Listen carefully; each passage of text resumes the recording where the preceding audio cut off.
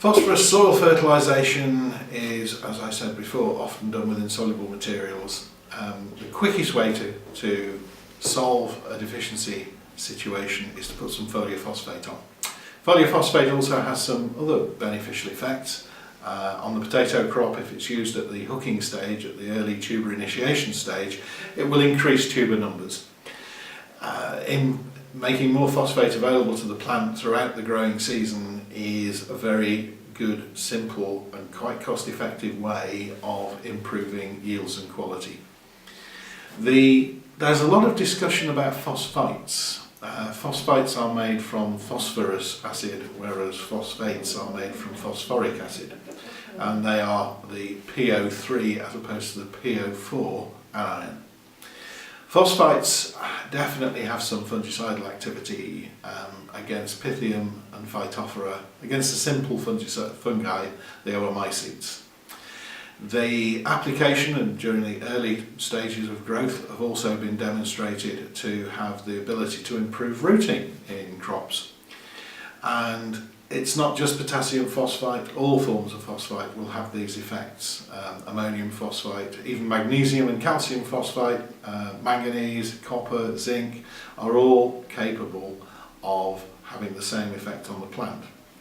Now, there's a lot of work been done which shows that phosphites cannot contribute to nutrition in the same way that phosphates do. But in fact, I'm not 100% sure that that's right. We did some work of our own where we fed a couple of plants on phosphates and a couple of plants on phosphites hydroponically, and there were very little differences in the way the plants grew. However, the amount of foliar phosphorus we're putting on with most of the phosphites, when we're only putting somewhere between 3/4 and 2.5 litres a hectare, are irrelevant in terms of the amount of phosphorus required by plants. Many crops do struggle to take phosphorus from the soil. Potatoes are probably the best example.